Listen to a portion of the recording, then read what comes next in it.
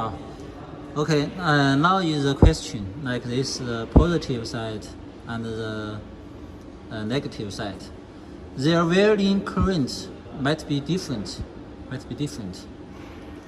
Maybe this one bigger, this one smaller. So how to solve this problem? Here, first we introduce this. This is a power supply. Okay, power supply. This is a port. This is a communication port from power supply. This we need to connect from the power supply to the PLC, to the whole control system PLC. Okay. Just now we said this is trigger. This sensor is trigger the power supply welding. But actually, the PLC will control here welding in the program. This is for welding which parameter group, which parameter group, okay, of the power supply.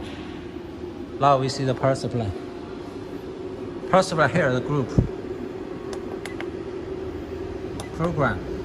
We can set many groups. 1, 2, 3. Okay, 0, 1, 2, 3. Anyone? 1, 2, 3. For different welding current, like if we set group 1 smaller, group 2 higher, the current, okay, for negative and positive. So here we can use here to match it. Okay, understand? In this case, after we trigger the welding, different welding current will be applied to negative and the positive of the cells.